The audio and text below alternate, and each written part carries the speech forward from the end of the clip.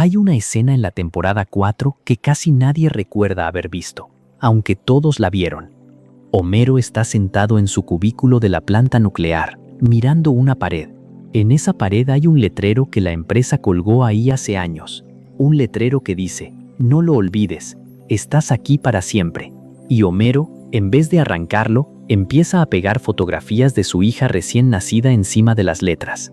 Las pega una por una, con cuidado, hasta que el mensaje deja de decir estás aquí para siempre, y empieza a decir otra cosa, hazlo por ella. Esa es la serie animada más vista de la historia. Y ese es el tipo de cosa que está enterrada debajo de 35 años de chistes amarillos. Esta noche vamos a bajar despacio por 100 datos. 100 piezas de información sobre los Simpson que resultan incómodas, tristes, siniestras o sencillamente imposibles de olvidar una vez que las escuchas. Algunas son secretos de producción, otras son muertes reales, otras son cosas que la serie predijo con una exactitud que todavía nadie ha logrado explicar del todo. No necesitas hacer nada, no necesitas seguir el hilo, ni recordar los números, ni llegar al final. Este viaje está diseñado para que te quedes dormido en algún punto del camino y la voz siga bajando sin ti. Si mañana quieres saber qué había en el fondo, siempre puedes volver. Acomódate, baja el volumen si hace falta, y empecemos por la superficie, donde todo todavía parece inocente. Dato número 1. El amarillo no fue una decisión artística, fue un cálculo comercial, y bastante frío. A finales de los años 80, la televisión estadounidense funcionaba de una sola manera. La gente se sentaba con un control remoto y pasaba canales sin detenerse, buscando algo que le hiciera parar el dedo. Matt Groening sabía que su serie no iba a ganar esa pelea con humor, porque el humor requiere que ya te hayas detenido. Necesitaba ganarla antes, en el instante previo al pensamiento. Eligió el amarillo porque el ojo humano lo procesa más rápido que casi cualquier otro color. No es una opinión estética. Es la razón por la que las señales de precaución, los taxis y los chalecos de emergencia son de ese tono. El amarillo interrumpe. Groening lo dijo de forma directa. Quería que cuando alguien pasara los canales y viera ese color, el cerebro reconociera de inmediato que había encontrado los Simpson, antes de identificar un solo rostro. Míranselo esta noche. Cada vez que en tu vida te has quedado mirando a esa familia, respondiste a un mecanismo que fue diseñado específicamente para secuestrar tu atención antes de que tú decidieras dársela. Dato número 2. Mandon Tamdiro. Todos los habitantes de Springfield tienen 4 dedos en cada mano. Es una convención antigua de la animación. En una época en que cada cuadro se dibujaba a mano, eliminar un dedo por mano significaba ahorrar miles de trazos por episodio. Casi todas las caricaturas clásicas lo hacían. Pero hay excepciones dentro de la serie, y no son errores. Cuando Dios aparece en Los Simpson, tiene 5 dedos. Jesús también. Es la única marca visual que separa lo divino de lo humano en todo el universo del programa, y está colocada en un lugar donde prácticamente nadie mira, nunca se explica, nunca se menciona en un diálogo. Es una regla silenciosa que los animadores han respetado durante décadas, en 3 continentes, sin que la mayoría del público se entere jamás. Springfield es un mundo donde puedes reconocer a Dios porque le sobra un dedo. Dato número 3. Homero, Marge, Lisa y Maggie no son nombres inventados. Son los nombres de la familia real de Matt Groening. Su padre se llamaba Homer Groening. Era cineasta y publicista, un hombre creativo y activo. Absolutamente nada parecido al personaje. Su madre se llamaba Margaret. Sus 2 hermanas menores se llaman Lisa y Maggie.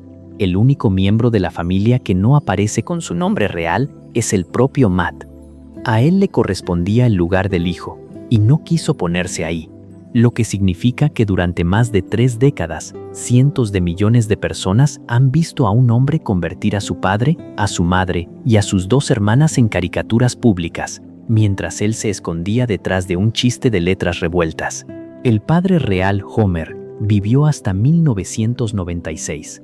Alcanzó a ver 7 temporadas de un personaje gordo, torpe y perezoso que llevaba su nombre y cuya cara aparecía en camisetas en todo el planeta. Dato número 4. Ese chiste de letras tiene un significado bastante concreto. Bart es la reordenación exacta de la palabra brat, que en inglés significa mocoso, malcriado, niño insoportable. no es una coincidencia fonética. Groening lo diseñó así deliberadamente. La razón es que ninguna cadena de televisión de la época habría aprobado un protagonista infantil llamado literalmente malcriado. Así que escondió el insulto revolviendo las letras y lo presentó como un nombre normal. Mirandías en la cadena se dio cuenta a tiempo. Para 1990, cuando la serie llevaba un año al aire, escuelas públicas en varios estados estaban prohibiendo camisetas de ese personaje. Los directores argumentaban que promovía la rebeldía y el bajo rendimiento escolar. Se llegó a discutir en programas de noticias nacionales. Discutían durante horas si ese niño era una mala influencia, sin darse cuenta de que su nombre lo había confesado desde el primer día. Dato número 5. Toda esta historia existe porque un hombre entró en pánico en un pasillo. En 1986, Matt Groening era un dibujante que publicaba una tira cómica alternativa llamada Vida en el Infierno, protagonizada por conejos neuróticos. El productor James L. Brooks la vio y lo llamó para reunirse, con la intención de adaptarla a la televisión.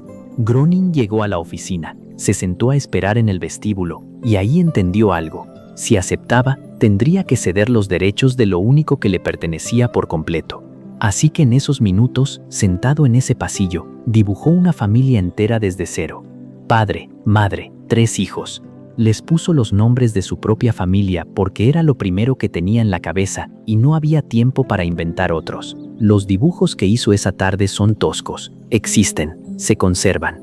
La franquicia de animación más rentable de la historia de la televisión fue creada en un vestíbulo, en aproximadamente 15 minutos, por un hombre que solo quería no perder sus conejos. Dato número 6. Rede. Antes de tener su propia serie, Los Simpson eran relleno. Aparecían en cortos de menos de un minuto dentro del show de Tracy Ullman, entre bloque y bloque, para cubrir los espacios donde la actriz se cambiaba de vestuario. Se emitieron 48 de esos cortos entre 1987 y 1989. Verlos hoy es una experiencia genuinamente incómoda. Groening entregaba los dibujos y el estudio de animación los copiaba tal cual, sin corregir nada, porque asumieron que ese estilo deforme era intencional. Los ojos son desiguales, las bocas se abren en direcciones equivocadas. Homero es más delgado y tiene una expresión de pánico permanente, como si supiera algo que nadie más sabe. Marge es más alta y más agresiva. Bart parece un adulto pequeño. Comia Senieno son criaturas mal formadas moviéndose a tirones en un fondo de color plano. Esos 48 cortos siguen archivados. Son el rostro original de la familia más famosa del planeta, antes de que alguien decidiera hacerlos amables. Dato número 7. Dato número 7. La palabra más famosa de la serie no está escrita en ningún guión. Cuando los escritores necesitan que Homero suelte ese sonido de dolor y frustración, no escriben las letras. Escriben una instrucción entre paréntesis que dice, textualmente, gruñido de irritación. Nada más. Eso significa que durante décadas, cada vez que Dan Castellaneta llegaba a esa línea, no estaba leyendo una palabra, estaba interpretando una orden. El sonido en sí lo tomó de un actor de películas antiguas llamado Jimmy Finlayson, que trabajaba con el gordo y el flaco y soltaba un lamento largo cuando algo le salía mal. Castellaneta lo acortó en la primera grabación porque le pareció que se comía demasiado tiempo de escena. Esa decisión, tomada en un estudio en 1988 para ahorrar medio segundo, terminó convertida en una palabra que hoy está registrada en el diccionario Oxford de la lengua inglesa. Y en el papel, en los guiones oficiales, esa palabra nunca ha existido. Solo hay una instrucción esperando a que alguien la interprete. Dato número 8. La voz de Homero que conoces no es la voz con la que empezó. En los primeros episodios, Castellaneta lo interpretaba con un tono más agudo, nasal y quejumbroso, imitando deliberadamente al actor Walter Matthau. Era la voz de un hombre irritado, no la de un hombre lento. Pero Matthau era un actor de comedia sofisticada, y esa voz no aguantaba los gritos ni las escenas físicas que la serie empezó a exigir. Castellaneta la fue bajando de tono, temporada tras temporada, hasta que se volvió más grave, más lenta, más pesada. Si escuchas un episodio de 1989 y luego uno actual, no suena a la misma persona. Suena a alguien que envejeció mal, y esto es lo perturbador. Homero no ha cumplido un solo año en toda la serie. Sigue teniendo la misma edad que en el primer episodio, pero su voz recorrió 38 años de desgaste real, porque pertenece a un hombre que sí envejeció. Gaténtese, el personaje está congelado. El sonido que sale de él, no. Dato número 9. En el diseño original, Krusty el payaso iba a ser Homero. Dredea de Groening era brutal y bastante hermosa. Bart despreciaba a su padre, lo consideraba un fracasado, y al mismo tiempo idolatraba a un payaso de televisión al que veía todas las tardes. La revelación planeada era que ambos eran el mismo hombre. El padre que su hijo despreciaba y el héroe que su hijo adoraba compartían un solo cuerpo, separados únicamente por maquillaje. El concepto resultó demasiado oscuro incluso para ellos, y se descartó antes de llegar a pantalla, pero dejó una huella que nunca se borró. Krusty fue dibujado usando exactamente el mismo modelo facial de Homero, misma forma de cabeza, misma mandíbula, misma nariz, misma línea de la barbilla. Lo único que cambia es el maquillaje, el pelo verde y la ropa. Si pones sus rostros lado a lado, no se parecen por casualidad. Estás mirando el fantasma de una historia que la serie decidió no contar, atrapado dentro de la cara de un payaso. Nines Pamnen. Dato número 10. La casa está en el número 742 de la avenida Siempre Viva, y esa dirección no salió de la nada. Minestown-Dernae es una calle real de Portland, Oregón, cerca del barrio donde Matt Groening pasó parte de su infancia. Mines, y no es la única. Springfield está construida casi entera sobre el mapa de su niñez. Flanders, Lovejoy, Terwilliger, Kearney, Quimby, Van Houten. Todas son calles auténticas de Portland. Groening las usó como nombres de personajes porque las tenía memorizadas desde niño, lo que significa que Springfield no es una ciudad inventada, es un plano urbano real, poblado con versiones caricaturizadas de la gente que ese hombre conoció antes de cumplir 15 años. Cuando ves a Ned Flanders asomarse por encima de la cerca, estás viendo el nombre de una calle por la que un niño caminaba para volver a su casa. Aunteninto, dato número 11. Durante 23 años, la serie se negó a decir en qué estado queda Springfield. No fue descuido, fue un sistema de defensa activo. Los guionistas escribieron chistes específicos diseñados para bloquear cualquier respuesta posible. En distintos episodios se establece que Springfield limita con Ohio, con Nevada, con Maine y con Kentucky, todo al mismo tiempo, lo cual es geográficamente imposible en cualquier versión de ese país. En otro capítulo, un personaje empieza a decir el nombre del estado y un ruido lo interrumpe justo en la sílaba correcta. La razón oficial era que Springfield tenía que poder ser cualquier lugar, para que cualquier espectador pudiera reconocer su propio pueblo dentro de ella. En 2012, Groening finalmente confesó en una entrevista que él siempre pensó en Springfield, Oregón, la ciudad vecina a donde creció. Pero la serie nunca lo confirmó dentro de la ficción. Y mientras no lo haga, Springfield sigue existiendo oficialmente en un lugar que no existe. Dato número 12. Los dos rituales más queridos de la serie nacieron como relleno de cronómetro. Un episodio de televisión estadounidense tiene una duración rígida. Si el material grabado queda corto, hay que llenar segundos. Si queda largo, hay que recortar. Ni habrá así. Por eso existe el gag del sofá. Cuando un episodio quedaba corto, se usaba una versión larga y elaborada. Cuando quedaba largo, se usaba una de 2 segundos donde la familia simplemente se sienta. Lo mismo ocurre con la frase que Bart escribe en el pizarrón. Ambos elementos son, en su origen, una herramienta de edición, un acordeón para estirar o encoger la duración de un programa. Se han producido más de 600 variantes del gag del sofá. Hay gente que colecciona solamente eso. Hay documentales sobre eso. 2 de los momentos más reconocibles de la cultura popular del último medio siglo existen porque alguien, en una sala de edición, necesitaba rellenar 14 segundos. Dato número 13. Y hay episodios donde el pizarrón simplemente no aparece. A veces es por tiempo, porque el capítulo quedó largo y se cortó la introducción.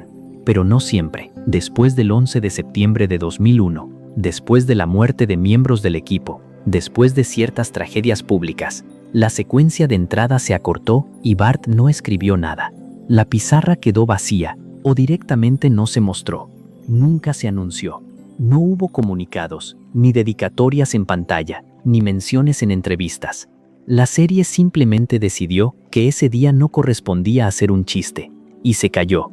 Es un gesto de duelo que Los Simpson ha usado durante décadas, en silencio, y que solo notan las personas que todavía ven la introducción completa, en lugar de saltarla.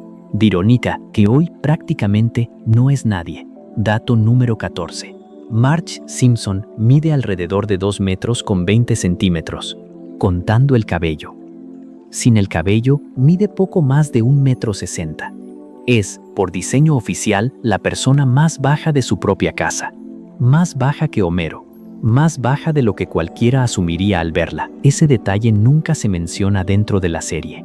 No hay ningún chiste sobre eso, pero cambia por completo la lectura de cada escena en la que aparece. La mujer que sostiene a esa familia, que resuelve todo, que aguanta todo, que es visualmente la figura más imponente del cuadro, en realidad es la más pequeña de todas, y lo que la hace parecer alta es una construcción que ella misma levanta sobre su cabeza cada mañana. Durante 38 años, Marge se ha despertado, se ha parado frente a un espejo, y ha edificado 60 centímetros de estatura antes de bajar a preparar el desayuno. Dato número 15. Y hay algo debajo de ese cabello que la serie nunca ha mostrado. Se ha establecido en más de una ocasión que ese azul no es su color natural. Marge se lo tiñe. También se ha sugerido que su pelo real lleva años encaneciendo debajo de la tintura. Pero la teoría más extendida entre los seguidores va bastante más lejos. Recuerda que antes de crear Los Simpson, Matt Groening dibujaba una tira protagonizada por conejos de orejas largas. Varios rasgos de aquellos personajes migraron al diseño de esta familia. Los ojos redondos y saltones, las bocas, la forma de la cabeza. La teoría sostiene que la torre de cabello de Marge no es solo cabello, que oculta orejas. A Groening se lo han preguntado en varias entrevistas a lo largo de 30 años. Nunca lo ha confirmado, nunca lo ha negado con claridad. Sonríe y cambia de tema. Después de 3 décadas de esquivar la misma pregunta, esa ya es una forma de respuesta. Dato número 16. Homero Simpson tiene 4 pelos, 2 en la parte superior de la cabeza y 2 sobre la oreja. Nunca han sido 5, nunca han sido 3, nunca han cambiado de posición. Eso no es un detalle menor de diseño.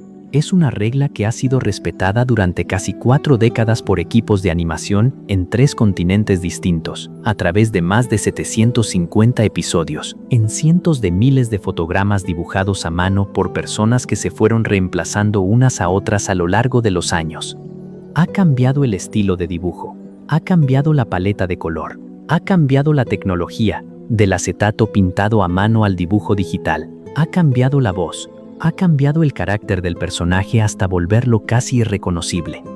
Esos 4 pelos siguen exactamente donde estaban en 1987. Es lo único en toda la serie que jamás se movió. Mise Lontornañost, dato número 17. Y ahora el dato con el que cierro la superficie, porque es el que explica por qué todo esto te importa. Springfield es el nombre de ciudad más común en los Estados Unidos. Existe en más de 30 estados. Hay Springfields en Massachusetts, en Illinois, en Missouri, en Ohio, en Oregón. Es un nombre tan repetido que funciona casi como un espacio en blanco. Groening lo eligió exactamente por eso. Quería un lugar que no pudiera ser ubicado, que no tuviera acento reconocible, que no perteneciera a ninguna región. Quería que cualquier persona en cualquier parte pudiera mirar esa ciudad y reconocer la suya. Y funcionó demasiado bien. Porque esa planta nuclear que nadie inspecciona, ese alcalde que roba, esa escuela sin presupuesto, ese incendio que lleva 30 años ardiendo en el horizonte sin que nadie lo apague, ese bar donde los mismos 4 hombres se sientan cada noche en el mismo lugar durante décadas. Nada de eso es una exageración de un lugar lejano. Esa es la superficie. Hasta aquí, todos son decisiones de diseño, chistes escondidos y nombres de calles. A partir de la siguiente capa, la gente empieza a morirse de verdad. Todo lo que escuchaste hasta ahora fue diseño, decisiones de color, nombres de calles, chistes escondidos dentro de una oreja. A partir de aquí ya no, porque una serie que lleva 38 años al aire no es solo un programa, Es un edificio donde ha trabajado gente durante casi 4 décadas, y en 4 décadas la gente se muere. Algunos se murieron de viejos, a otros los mataron, y hubo quienes desaparecieron de la pantalla por razones que no tuvieron nada que ver con la historia que se estaba contando. Springfield es un lugar donde nadie envejece, pero está sostenido por personas que sí. Vamos a bajar hacia los cuerpos. Dato número 18. Phil Hartman era, según todos los que trabajaron con él, la mejor persona del estudio. Le daba voz a Troy McClure, el actor de segunda que presentaba documentales educativos, y a Lionel Hutz, el abogado incompetente. Apareció en más de 50 episodios. Los guionistas escribían papeles solo para tener una excusa de llamarlo, porque los días que él grababa eran los días divertidos. La madrugada del 28 de mayo de 1998, su esposa le disparó mientras dormía. Después se quitó la vida. Tenía 49 años. La producción tomó una decisión inmediata y la sostuvo para siempre. Ni Troy McClure ni Lionel Hutz serían reemplazados por otro actor. Los dos personajes fueron retirados de la serie de forma permanente. No hubo episodio de despedida. No hubo funeral en pantalla. Simplemente dejaron de existir. Meses después, al final de un capítulo cualquiera, apareció una tarjeta negra con 4 palabras antes de los créditos. Te vamos a extrañar, Phil. Memoria. Eso fue todo. Memoria del medio. Y hay un detalle que hace esa historia peor. Durante los últimos años de su vida, Hartman estuvo insistiéndole a la producción con una idea. Quería hacer una película de acción real protagonizada por Troy McClure, interpretada por él mismo, en carne y hueso. Lo mencionaba en entrevistas, lo hablaba con los guionistas. Le entusiasmaba genuinamente. El proyecto nunca se concretó porque nadie lo veía urgente. Siempre había tiempo. La serie iba a durar para siempre. Y una vista en Nucar, cuando revisas hoy sus últimas apariciones sabiendo esto, hay algo que cuesta procesar. Troy McClure era un personaje construido enteramente sobre la idea de un hombre que nunca consiguió el papel que merecía, que presentaba documentales sobre temas absurdos mientras esperaba una oportunidad que no llegaba. Y una vez el Paunan, Hartman le puso la voz durante 9 años. Y la única vez que quiso convertir ese chiste en algo real, se le acabó el tiempo. Dato número 20. Mercochelin Puran Pront. La cocinera de la escuela primaria tenía la voz más destruida de todo Springfield. Y esa voz no era una actuación. Pertenecía a Doris Grau. No era actriz. Era la supervisora de guiones del programa, la persona encargada de seguir los libretos durante las grabaciones y marcar los cambios. Llevaba décadas fumando, y su garganta sonaba exactamente así en la vida real. Los guionistas la escuchaban leer líneas en voz alta durante el trabajo, y un día decidieron ponerla frente al micrófono. El personaje se llamó Doris por ella. Grau murió en diciembre de 1995. La producción retiró al personaje de inmediato. La cocinera desapareció de la escuela durante más de 10 años, y cuando volvió, en 2006, otra actriz tuvo que imitar ese sonido. Los seguidores lo notaron de inmediato, aunque casi ninguno supo explicar qué faltaba. Faltaba el daño. Esa voz no se podía actuar porque no era una voz, era una radiografía. Dato número 21. Marcia Wallace fue Edna Krabappel durante 24 años. Le habían diagnosticado cáncer a los 40. Sobrevivió 3 décadas. Se convirtió en una figura conocida por hablar públicamente de eso, en una época en que casi nadie lo hacía. Ganó un premio Emmy por interpretar a una maestra agotada que se ríe de su propia amargura. Murió el 25 de octubre de 2013, a los 70 años. La producción decidió que Edna no sería reemplazada. Y entonces hicieron algo que sigue siendo, probablemente, la despedida más contenida de la historia de la televisión. En el siguiente episodio no hubo funeral, ni discurso, ni escena especial. Pusieron a Bart frente al pizarrón, solo, escribiendo la misma frase una y otra vez, como cada semana. La frase decía: «La vamos a extrañar mucho, señora K». Ned Flanders, que se había casado con ella 2 temporadas antes, quedó viudo por segunda vez, esta vez por algo que ocurrió fuera de la pantalla. Dato número 22. Russi Taylor le daba voz a Martin Prince, el niño insoportablemente inteligente de la clase. También a las gemelas Cherry y Terry, y a Uther, el niño alemán. pero fuera de Springfield tenía otro trabajo. Rosie Taylor era la voz oficial de Minnie Mouse desde 1986 y en 1991 se casó con un hombre llamado Wayne Allwine. Wayne Allwine era la voz oficial de Mickey Mouse. Durante 18 años, Mickey y Minnie estuvieron casados en la vida real. Grababan juntos, viajaban juntos, envejecieron juntos. Allwine murió en 2009. Taylor siguió trabajando 10 años más, sola, poniéndole voz a un personaje cuya pareja ya no existía. Murió en julio de 2019, a los 75 años. La enterraron junto a él. Martin Prince, el niño de la primera fila que siempre levanta la mano, fue reasignado a otra actriz. La clase siguió exactamente igual. Dato número 23. Sam Simon es el hombre más importante de esta historia del que probablemente nunca has oído hablar. Fue quien convirtió los dibujos de Groening en una serie de verdad. Armó la sala de guionistas original, definió el tono, contrató a la gente que escribió las mejores temporadas. Casi todos los que estuvieron ahí coinciden en que la serie es lo que es por él. Se peleó con Groening y se fue en 1993. Pero negoció un acuerdo que le garantizaba un porcentaje de las ganancias para siempre, sin volver a trabajar un solo día. Durante más de 20 años, ese hombre recibió decenas de millones de dólares al año por una serie que había abandonado. En 2012 le diagnosticaron cáncer terminal y le dieron unos meses. Entonces decidió gastar todo. Financió refugios de animales, bancos de alimentos, camiones que repartían comida gratis en Los Ángeles. Compró la libertad de animales de circo. Anunció públicamente que iba a morir sin dejar prácticamente nada. Vivió 3 años más de lo previsto y cumplió. Dato número 24. Maude Flanders murió por una disputa de dinero. Maggie Roswell, la actriz que le daba voz, se había mudado a Denver por razones familiares. Seguía trabajando, pero volaba a Los Ángeles para cada grabación y pagaba los vuelos de su propio bolsillo. Midió un aumento para cubrir ese gasto.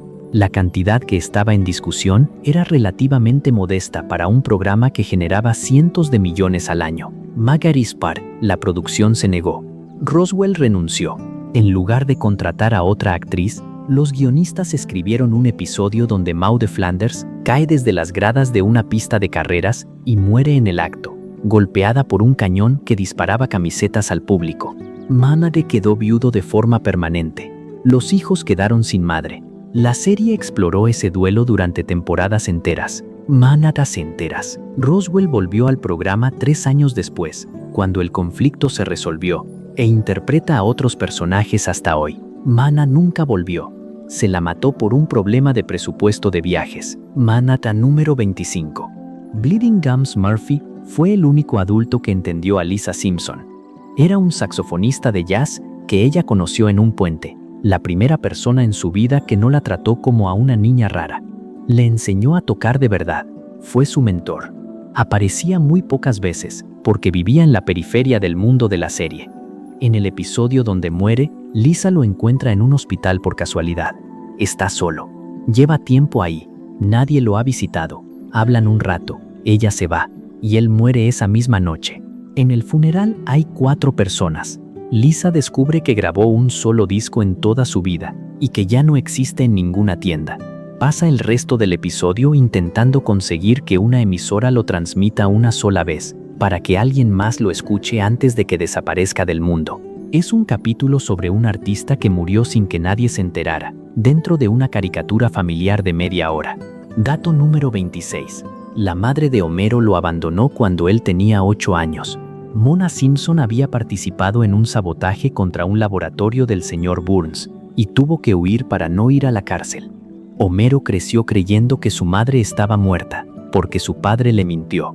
La serie la trajo de vuelta en 1995, en un episodio donde madre e hijo se reencuentran y ella tiene que volver a desaparecer.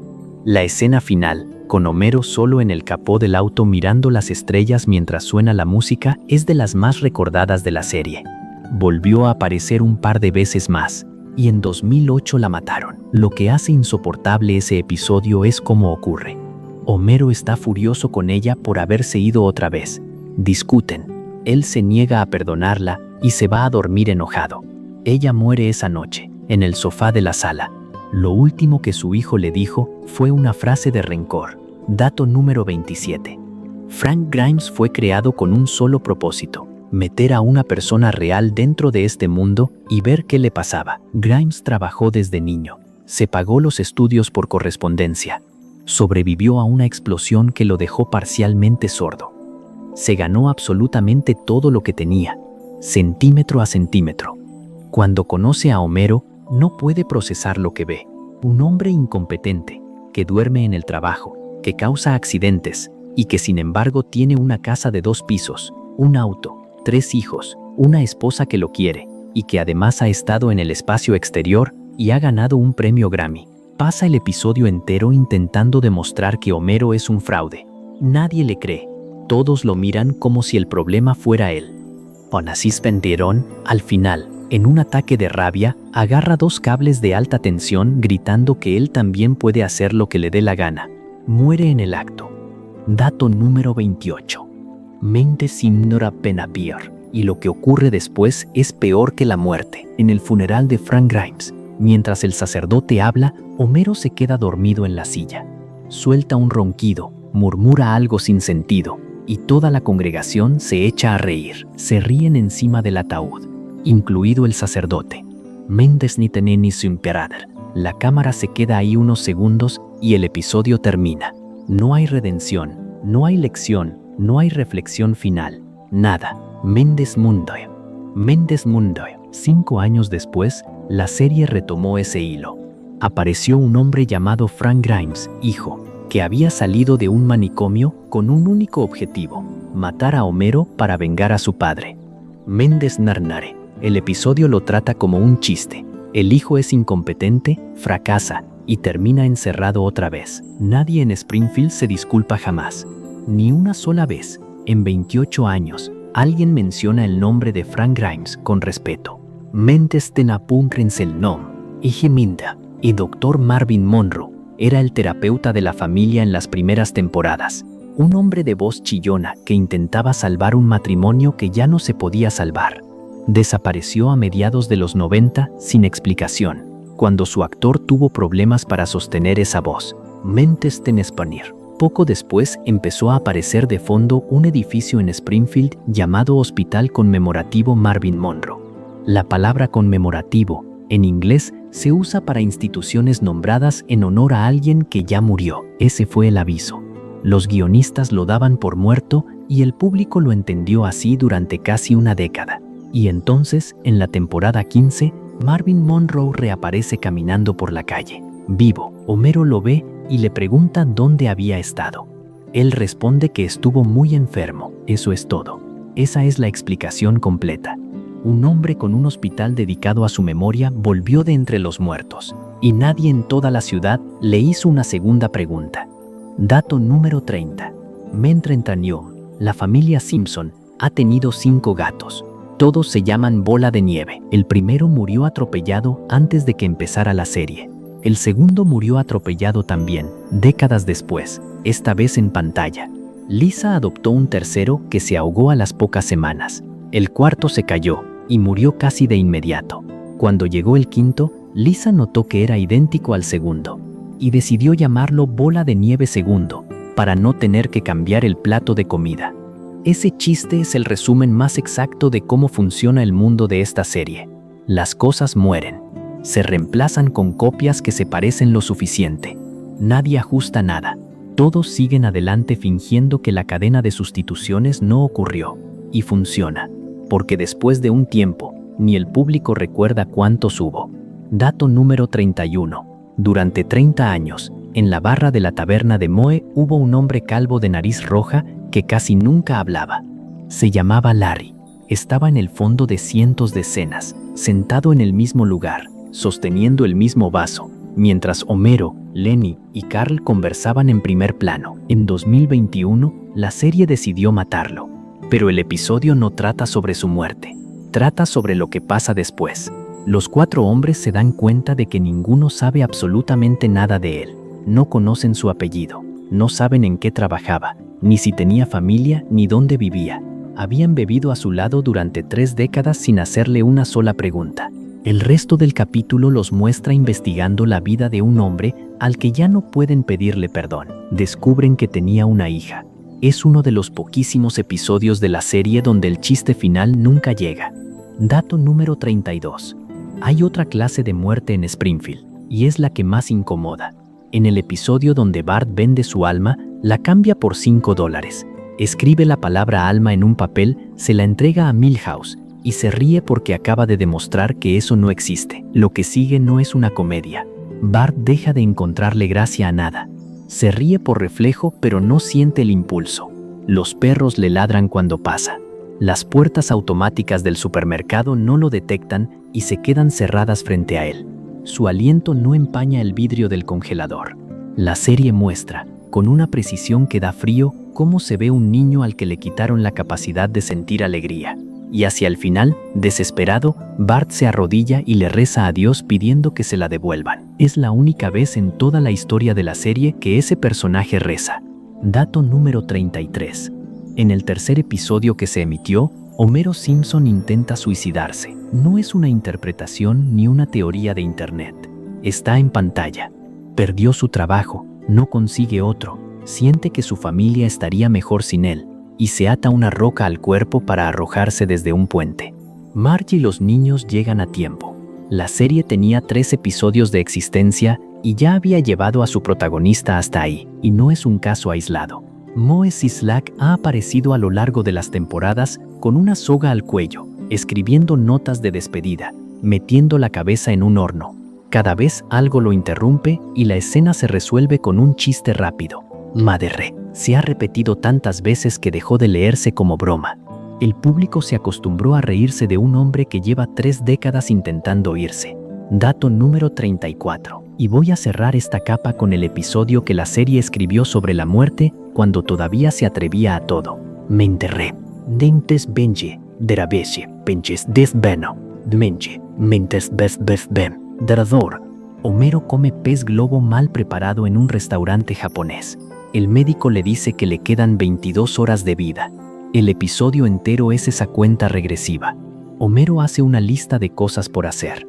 La lista es modesta y por eso duele. Escuchar a Lisa tocar el saxofón, tener una conversación de hombre a hombre con Bart, reconciliarse con su padre, ver un amanecer. No alcanza a hacer casi nada.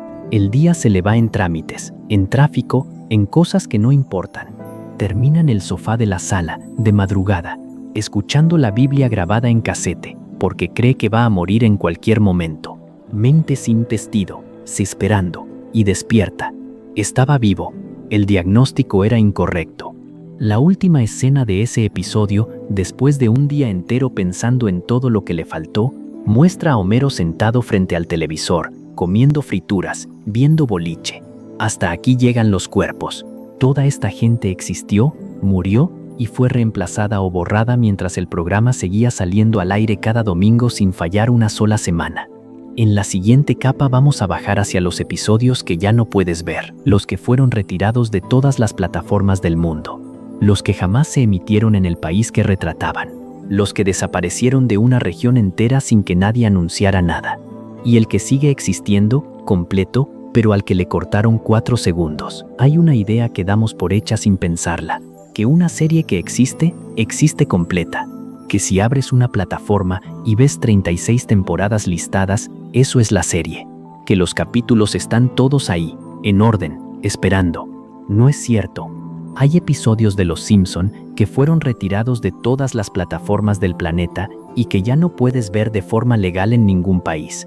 Hay episodios que jamás se emitieron en el lugar que retrataban. Hay episodios que desaparecieron de una región entera sin que nadie anunciara nada. Y la única prueba es un hueco en la numeración que casi nadie revisa. Hay chistes que fueron borrados por error, cientos de ellos, y estuvieron perdidos durante meses sin que el público lo notara.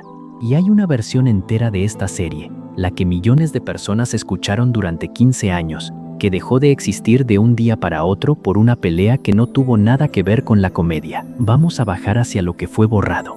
Dato número 35. El 19 de septiembre de 1991, la tercera temporada de Los Simpson abrió con Homero encerrado en un hospital psiquiátrico. Ahí conoce a un hombre blanco, enorme, de mediana edad, que está convencido de ser Michael Jackson.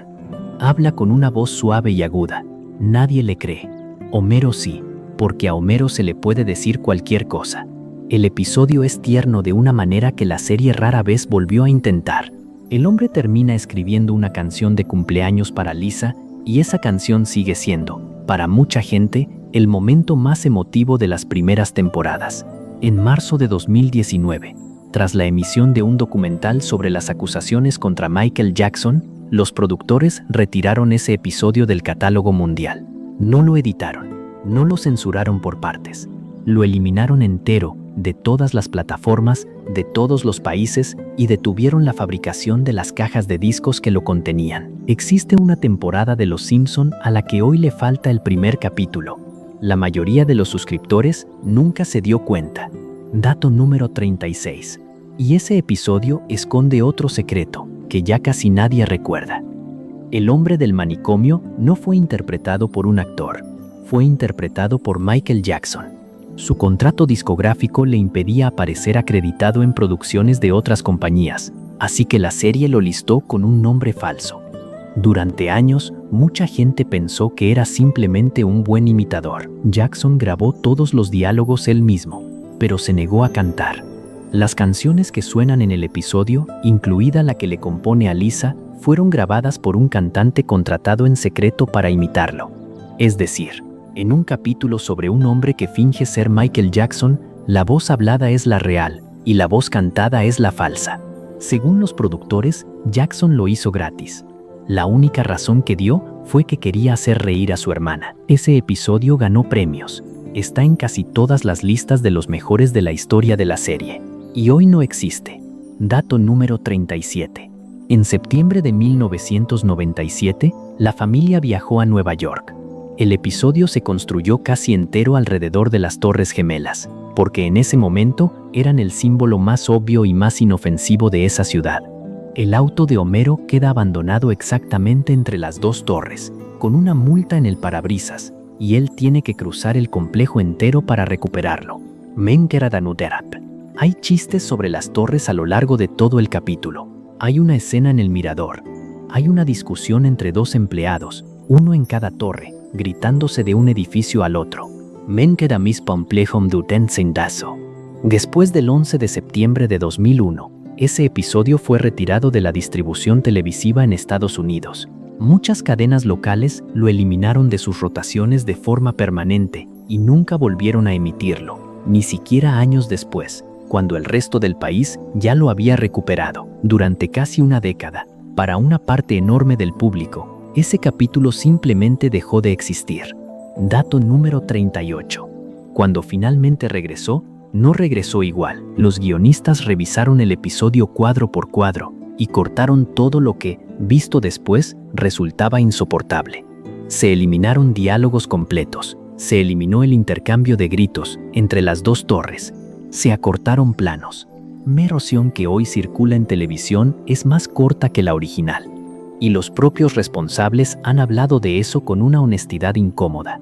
Explicaron que no lo hicieron por presión externa, sino porque ellos mismos no podían volver a verlo.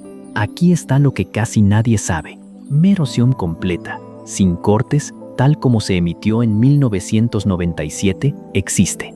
Está en las primeras ediciones de los discos que se vendieron antes de 2001. Miles de personas tienen en su casa, guardado en una caja, un objeto que ya no se puede comprar. Un episodio de dibujos animados que se convirtió, sin quererlo, en un documento histórico. Dato número 39. En noviembre de 2021, cuando la plataforma de streaming se lanzó en Hong Kong, los usuarios notaron algo raro casi de inmediato. En la temporada 16 faltaba un episodio. No estaba marcado como no disponible. Simplemente no aparecía en la lista, y la numeración saltaba. Era el capítulo donde la familia viaja a China para ayudar a Selma a adoptar una bebé. En una escena de ese episodio, los personajes pasan caminando frente a una placa conmemorativa en una plaza histórica de Pekín. La placa tiene una inscripción sarcástica sobre lo que ocurrió allí en 1989. Ese chiste dura menos de 4 segundos. Fue suficiente para que el episodio completo desapareciera de una región entera. No hubo comunicado, no hubo aviso, nadie explicó nada, ni antes ni después. 4 segundos de una caricatura de 2005 decidieron qué podían ver. 16 años más tarde, 7 millones de personas. Dato número 40.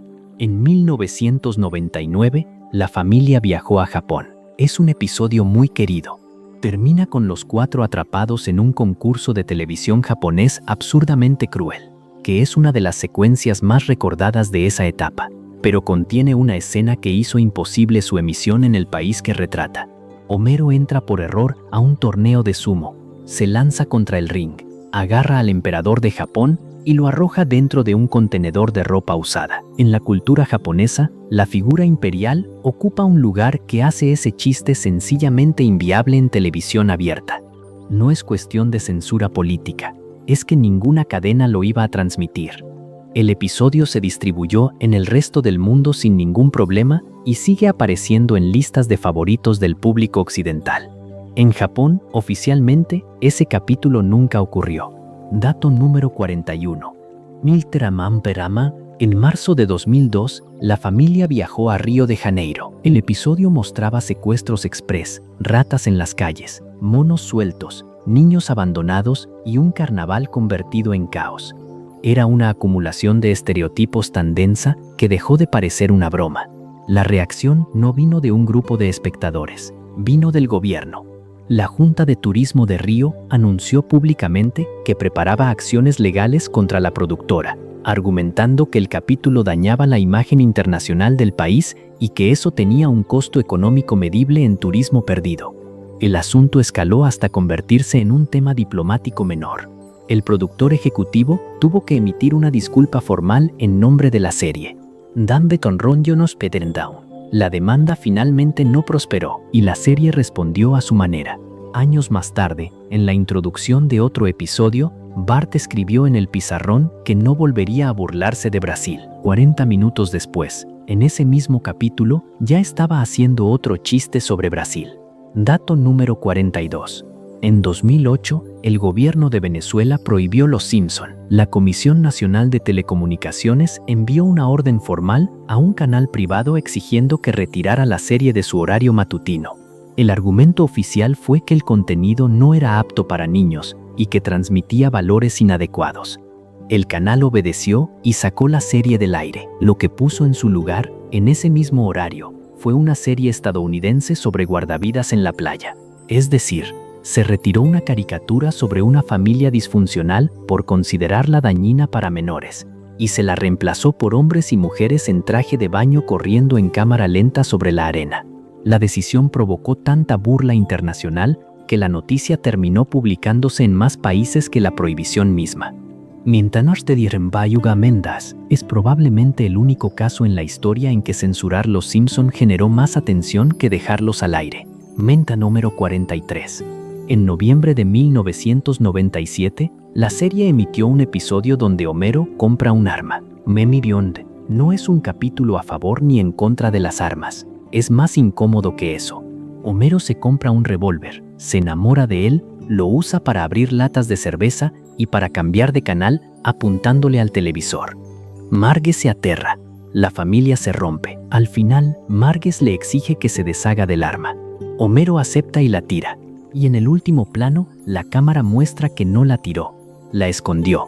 Meros episodio no se emitió en el Reino Unido cuando le correspondía. El canal que transmitía la serie lo saltó, y el público británico pasó de un capítulo al siguiente sin explicación. Tardó años en aparecer. Fue uno de los pocos casos en que un episodio de esta serie fue considerado demasiado incómodo, no por lo que decía, sino por lo que se negaba a resolver. Dato número 44. En noviembre de 2019 ocurrió la desaparición más grande de todas, y fue por accidente. La nueva plataforma de streaming lanzó, por primera vez en la historia, todas las temporadas juntas en un solo lugar. Fue celebrado como un acontecimiento, y en cuestión de horas, los seguidores más veteranos empezaron a notar algo. Los episodios de los años 90 fueron producidos en formato cuadrado, porque los televisores de esa época eran cuadrados. Para que se vieran bien en pantallas modernas, la plataforma los recortó a formato panorámico. Cortó la parte superior y la parte inferior de cada cuadro, y con eso cortó cientos de chistes. Mengdan número 45. Para entender la magnitud de eso, hay que entender cómo escribía esta serie. Los guionistas de la etapa dorada tenían una obsesión con lo que llamaban chistes de fondo. La idea era que el diálogo llevara la escena, y que en los márgenes del cuadro hubiera información adicional que solo veías si estabas prestando atención de verdad. Un letrero mal escrito, un cartel de una tienda con un nombre absurdo, un personaje secundario haciendo algo ridículo en una esquina, un remate escondido en la parte de abajo de la imagen mientras arriba ocurría otra cosa. Mendes era la firma del programa. Era la razón por la que la gente veía los mismos episodios 10 veces y seguía encontrando cosas nuevas. El recorte panorámico eliminó exactamente esa zona, la parte de arriba y la de abajo, donde vivían todos esos chistes. Durante meses, millones de personas vieron una versión mutilada de la serie, creyendo que era la original. Y no notaron nada, porque lo que faltaba era precisamente lo que nunca habías visto. La empresa tuvo que ceder ante la presión pública y restaurar el formato cuadrado como opción. Dato número 46. En enero de 2020, Hank Azaria anunció que dejaba de interpretar a Apu. Azaria había hecho esa voz durante 30 años. También hacía a Mo, a Jefe Gorgory, a Comic Book Guy y a decenas de personajes más. La decisión llegó después de años de discusión pública y de un documental hecho por un comediante de origen indio que argumentaba algo específico y difícil de refutar, que durante décadas, en escuelas de todo Estados Unidos, niños del sur de Asia fueron acosados usando frases exactas de ese personaje.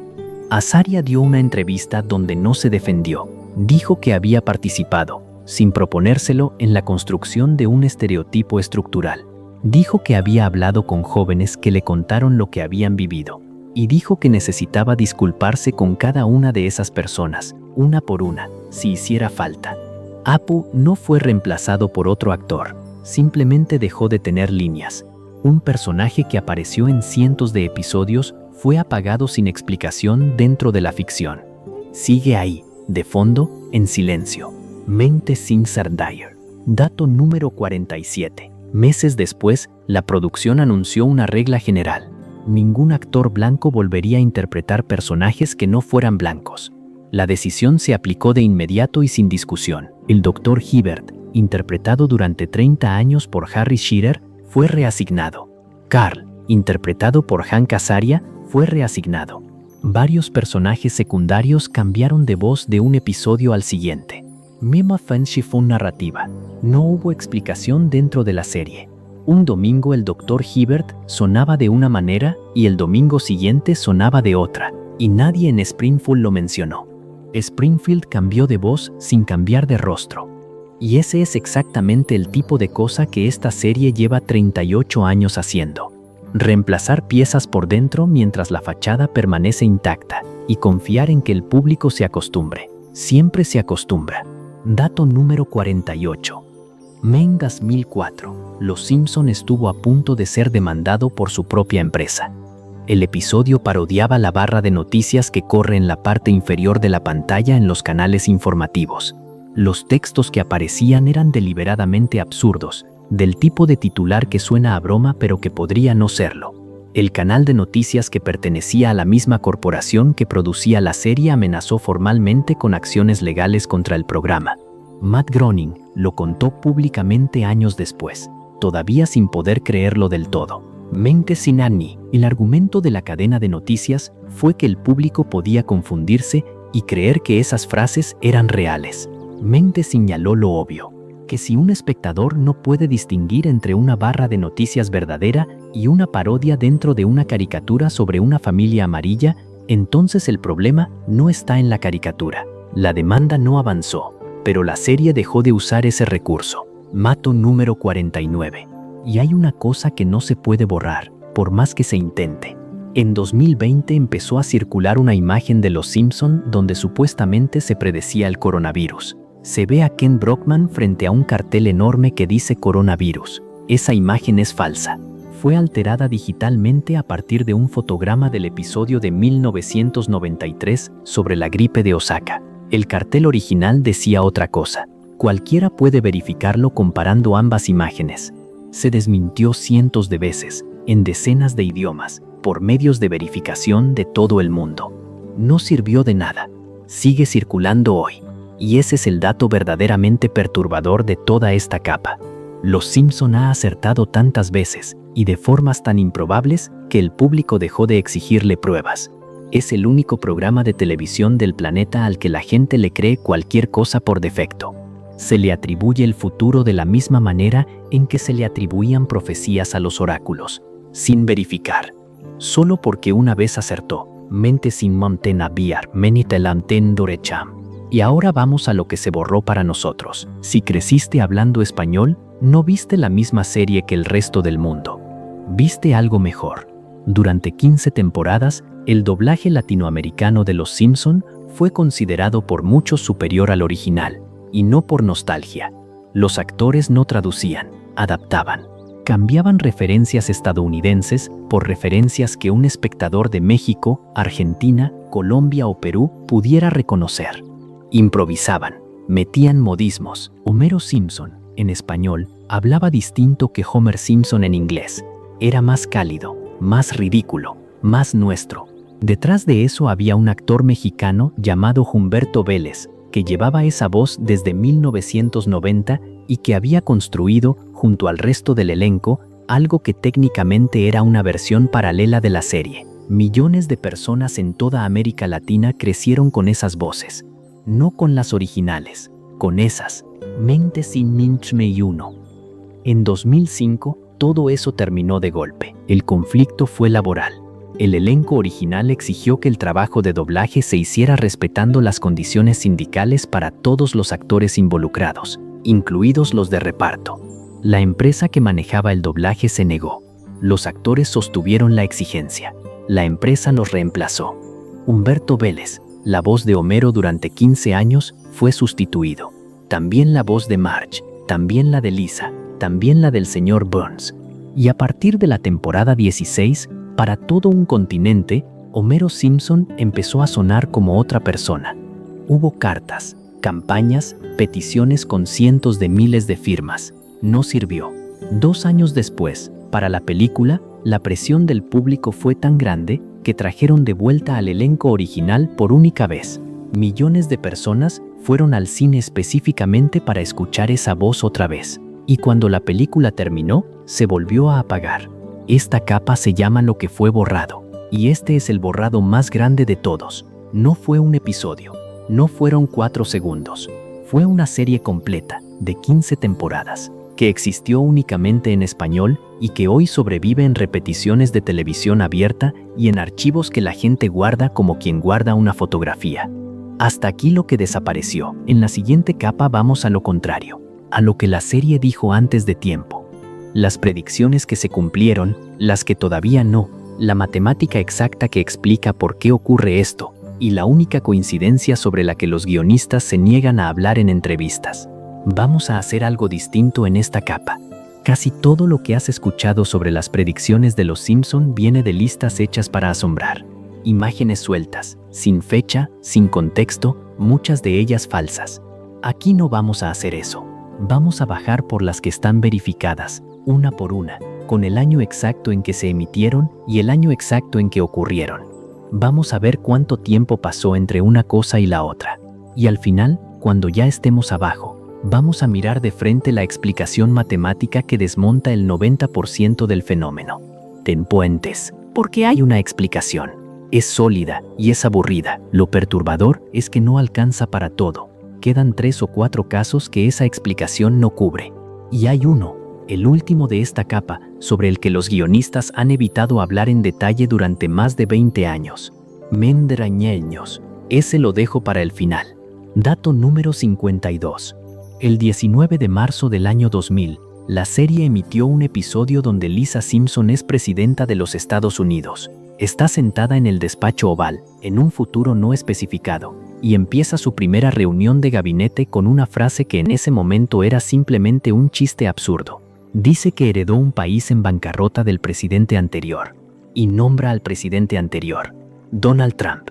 Mikando enuches tewambe, un entremcin mientras mertendruntinanduarandonoburko. En el año 2000, Trump era un empresario inmobiliario conocido por su ego y por aparecer en programas de entrevistas. No era candidato a nada serio. Los guionistas lo eligieron precisamente por eso. Uno de ellos, Dan Greeny, lo explicó años después con toda claridad. Necesitaban nombrar el fondo absoluto al que podía caer el país. Necesitaban un chiste sobre lo imposible. 16 años más tarde, ese hombre ganó las elecciones. Y el chiste sobre lo imposible se convirtió en el archivo de video más buscado de la historia de la serie. Dato número 53. Pero hay una parte de esa historia que casi nadie conoce y que la vuelve más rara. En el año 2000, la serie no dibujó a Trump anunciando su candidatura. Solo lo mencionó de pasada. La imagen que todo el mundo comparte, con Trump bajando por unas escaleras mecánicas doradas mientras la gente aplaude, no es del año 2000, es de 2015. En julio de ese año, 2 semanas después de que Trump anunciara su candidatura real bajando por unas escaleras mecánicas en su propia torre, la serie publicó un corto donde Homero vive esa misma escena. Fue una parodia inmediata de algo que ya había pasado. Con el tiempo, las dos cosas se mezclaron en la memoria colectiva. La gente combinó la predicción del año 2000 con la imagen de 2015 y creó un recuerdo falso de un episodio que nunca existió. Mente finiel farios que nuco ingasimeran. Buena parte del mito de los Simpson no está en los episodios, está en cómo el público los recuerda. Dato número 54. Mentereñom. De 1998, la familia visita los estudios de cine en Hollywood. En un plano de menos de 3 segundos, aparece el portón de entrada de los estudios 20th Century Fox, la empresa que producía Los Simpson. Debajo del logo, en letra pequeña, hay un texto añadido que dice, una división de la compañía Walt Disney. Era un chiste sobre la ambición corporativa. La idea de que Disney terminaría comprándolo todo era, en 1998, exactamente igual de ridícula que la idea de Trump presidente. El 20 de marzo de 2019, Disney completó la adquisición de Fox por más de $70,000 millones. 21 años después, ese cartel dejó de ser un chiste y se convirtió en la descripción legal de la empresa. Los Simpson se burlaron de su propio futuro dueño 2 décadas antes de conocerlo. Y ese dueño, al llegar, heredó el chiste. Dato número 55. El 16 de diciembre de 1993, un episodio presentó a 2 ilusionistas alemanes llamados Gunther y Ernst. Cabello platinado, trajes brillantes, acento marcado y un espectáculo en un casino con un tigre blanco. Eran una parodia transparente de Siegfried y Roy, el dúo real más famoso de Las Vegas. En la escena, durante la función, el tigre se vuelve contra ellos y los ataca frente al público. El 3 de octubre de 2003, casi 10 años exactos después, el tigre blanco de Roy Hahn lo atacó en pleno escenario durante una función en Las Vegas, frente a una sala llena. Roy sobrevivió con daño cerebral y parálisis parcial. El espectáculo, que llevaba más de una década funcionando, cerró de forma permanente esa misma noche. La serie no predijo un ataque de tigre en general, predijo el ataque de ese tigre a esos 2 hombres, en ese escenario. Dato número 56. El 6 de mayo de 1993, la serie emitió un episodio sobre una epidemia. Se llamaba la gripe de Osaka. El virus llegaba a Springfield dentro de paquetes enviados desde una fábrica en Japón. En una escena, un trabajador japonés tose sobre una caja antes de sellarla. Los ciudadanos de Springfield abren sus pedidos en casa y el contagio se dispara. Lo que sigue en ese episodio es lo que realmente sorprende hoy. No es el virus, es la reacción. La ciudad entra en pánico, la gente se encierra, se pelean por suministros en la calle. Aparece un charlatán vendiendo una cura falsa. Una multitud enfurecida derriba un camión buscando el remedio y termina liberando accidentalmente una plaga de abejas asesinas. En 2020, esa secuencia circuló millones de veces por todo el planeta. Y aunque los detalles del virus eran distintos, la coreografía completa del pánico estaba dibujada con 27 años de anticipación. Dato número 57. El 20 de septiembre de 1998, Homero decide convertirse en inventor. En una escena aparece frente a un pizarrón lleno de ecuaciones garabateadas. Es un chiste visual de fondo, de esos que la serie ponía para los espectadores que miraban con atención. Una de esas ecuaciones calcula la masa del bosón de Higgs. El bosón de Higgs era, en 1998, una partícula teórica. Nadie la había detectado. Se discutía si existía. Fue confirmada experimentalmente en el CERN el 4 de julio de 2012, 14 años más tarde. El valor que aparece garabateado en ese pizarrón está sorprendentemente cerca del valor real medido. El responsable fue David Cohen, guionista de la serie, que estudió física y ciencias de la computación antes de dedicarse a escribir chistes. No adivinó nada. Hizo el cálculo bien. Dato número 58. En ese mismo pizarrón hay otra ecuación, y esa es todavía más rara. Dice que 3.987 elevado a la 12 más 4.365 elevado a la 12 es igual a 4.472 elevado a la 12.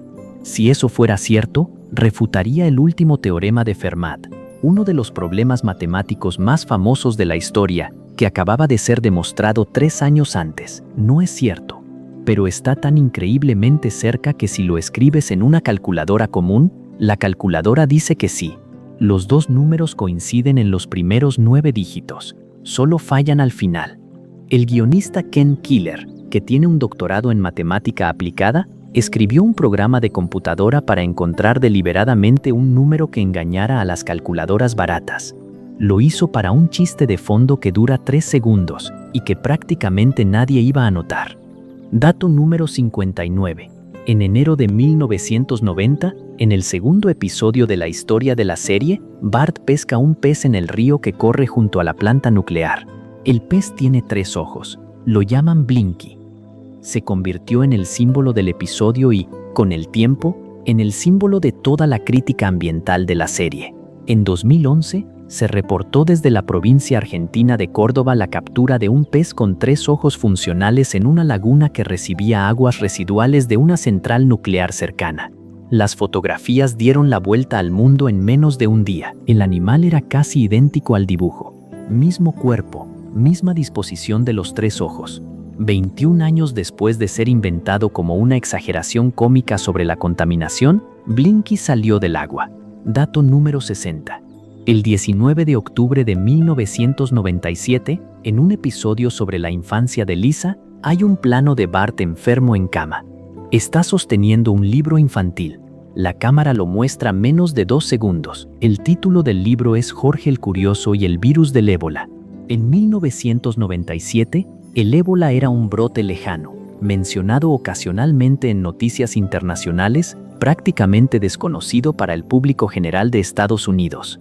Los guionistas eligieron ese nombre justamente por eso, porque sonaba a la enfermedad más aterradora y más oscura que podían encontrar en un archivo médico. En 2014, la epidemia de ébola en África Occidental fue declarada emergencia de salud pública internacional y dominó las noticias del mundo durante meses. Ese fotograma individual circuló durante todo ese año como prueba de que la serie sabía algo. No sabía nada. Solo eligió bien el nombre. Dato número 61. El 2 de noviembre de 2008, 2 días antes de las elecciones presidenciales, la serie emitió un fragmento sobre voto electrónico.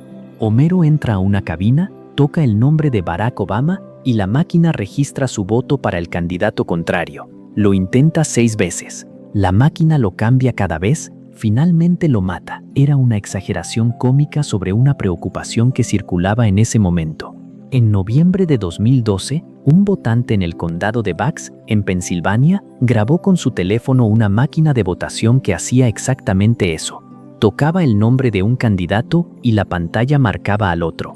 Lo intentó varias veces frente a la cámara.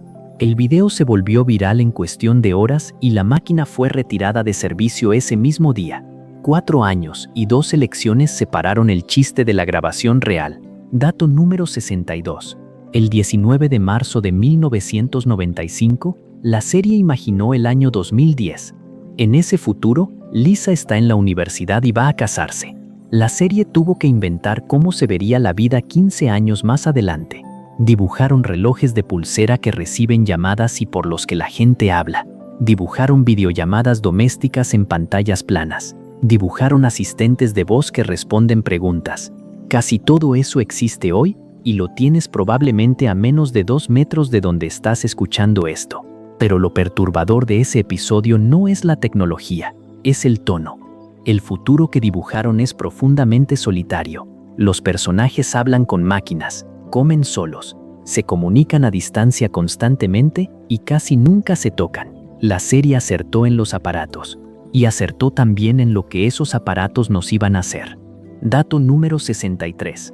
El 13 de noviembre de 1994 hay un chiste de 20 segundos que terminó cambiando algo real. Un matón de la escuela escribe una nota en un dispositivo electrónico portátil. Escribe golpea a Martín. El aparato interpreta mal su letra y lo convierte en cómete a Marta. Se burlaban de una computadora de mano que existía en esa época y que era famosa por su pésimo reconocimiento de escritura. El producto fracasó comercialmente. Ese chiste es una de las razones por las que hoy se lo recuerda. Y aquí viene la parte increíble. Uno de los ingenieros que había trabajado en ese producto terminó, años más tarde, formando parte del equipo que desarrolló el software del primer teléfono inteligente moderno. Ha contado públicamente que ese chiste específico de los Simpsons se convirtió en una obsesión personal, que no quería volver a ser el ingeniero cuyo autocorrector fuera un chiste nacional. La forma en que escribes en tu teléfono esta noche está influida por una broma de dibujos animados de 1994. Dato número 64. En abril de 1994, en un episodio sobre la escuela primaria, la cocinera describe lo que están sirviendo en el comedor. Dice que el almuerzo contiene partes surtidas de caballo. Era un chiste sobre el recorte de presupuesto escolar. La idea de que una institución oficial estuviera sirviendo carne de caballo sin decirlo era absurda por definición. En enero de 2013 estalló en Europa el escándalo de la carne de caballo.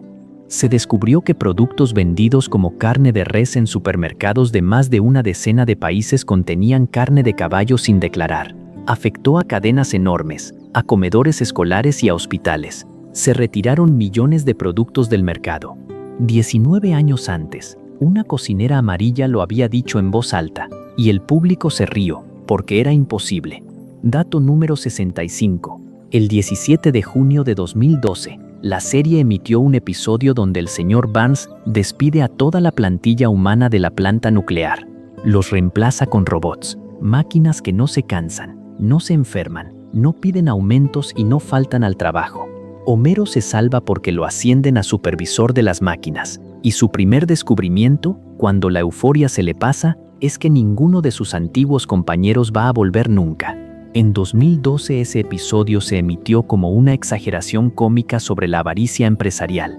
Hoy es una de las conversaciones económicas más discutidas del planeta, en prácticamente todos los sectores, incluidos los trabajos que se creían seguros. Aquí los guionistas no predijeron nada extraordinario.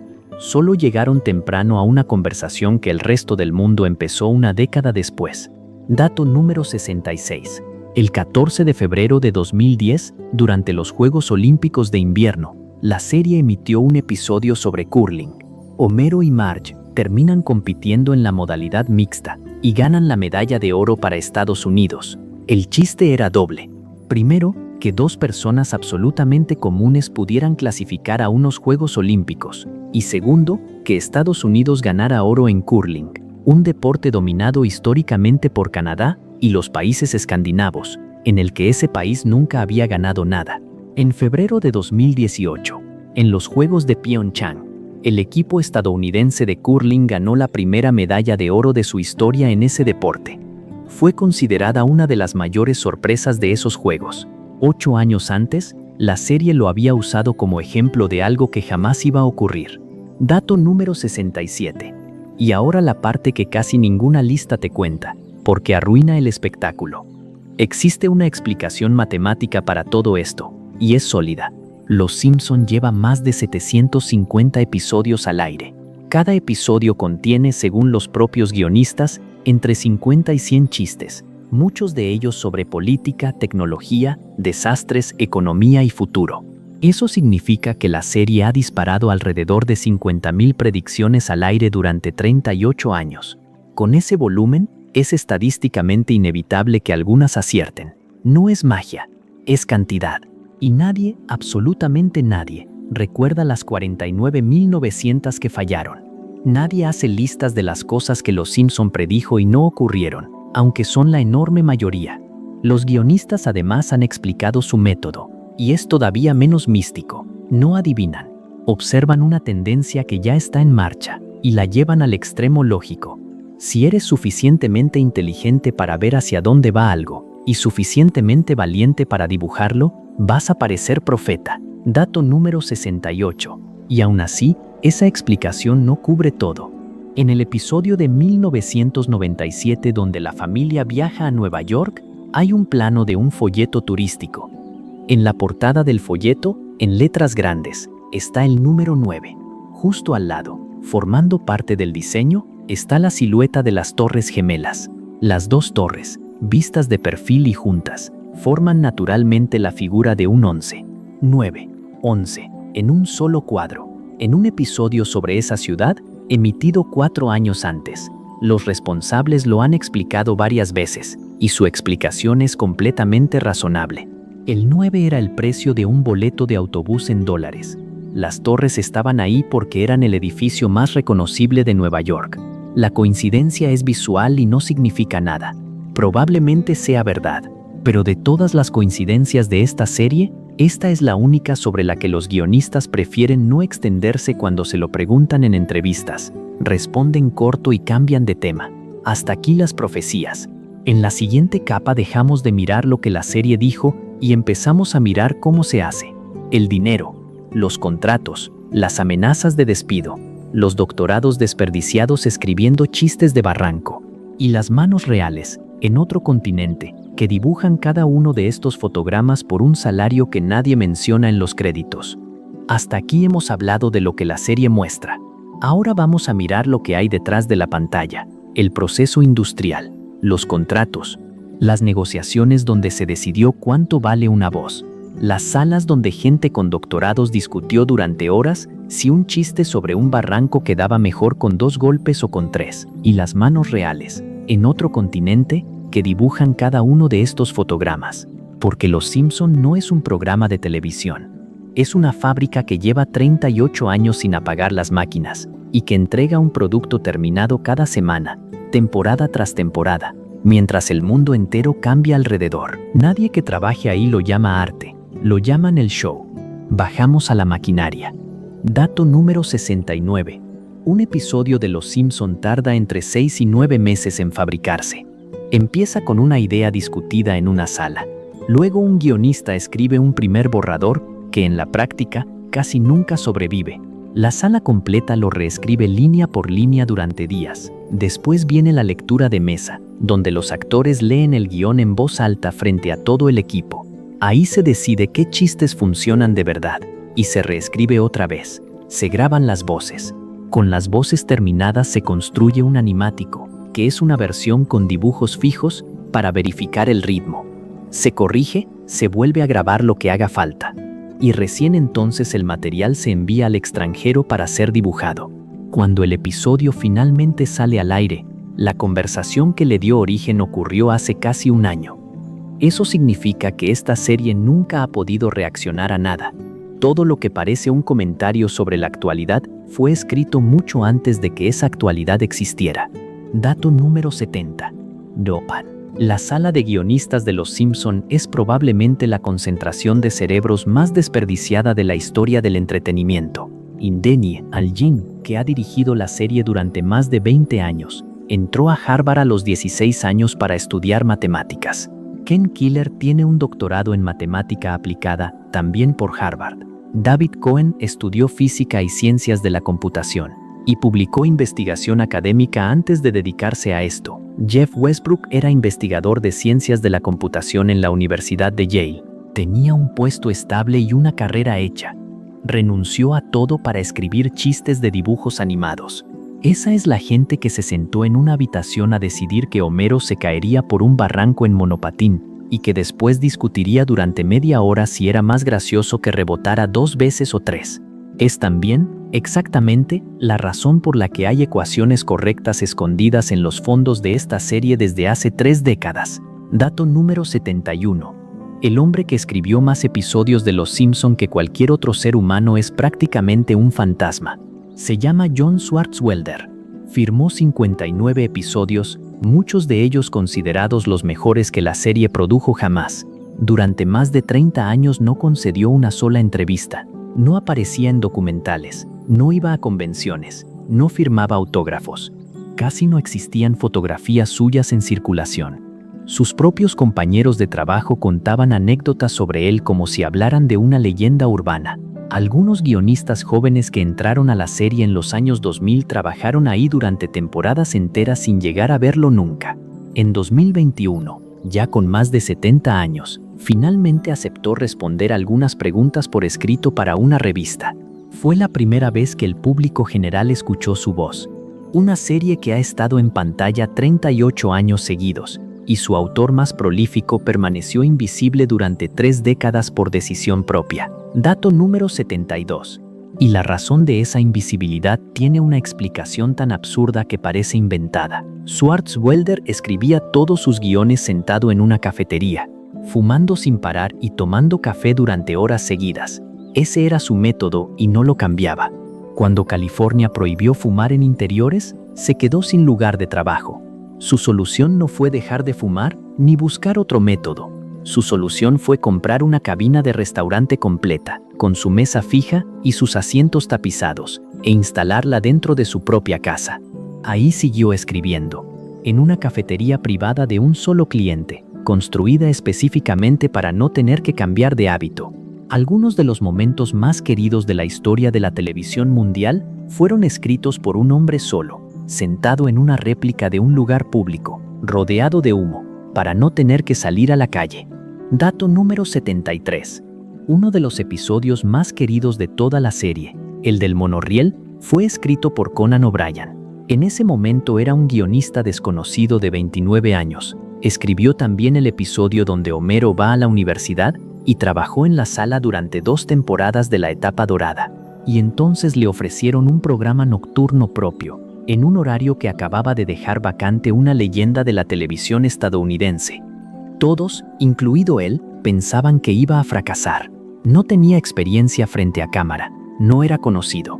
Los críticos lo destrozaron durante su primer año, y la cadena le renovaba el contrato por 13 semanas seguidas, como forma de recordarle que podían despedirlo en cualquier momento. Sobrevivió y terminó teniendo una carrera de 3 décadas. O'Brien ha dicho en varias entrevistas que escribir para Los Simpson sigue siendo el mejor trabajo que ha tenido en su vida, y que lo dejó por algo que estaba convencido de que no iba a funcionar. Dato número 74. Durante décadas, los actores de Los Simpson grabaron todos juntos.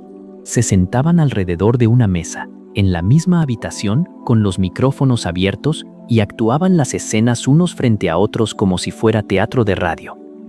Se interrumpían, se reían, se robaban el tiempo. Eso es extremadamente raro en la animación moderna. Casi todas las series graban a cada actor por separado, en días distintos, porque es más barato y más fácil de coordinar.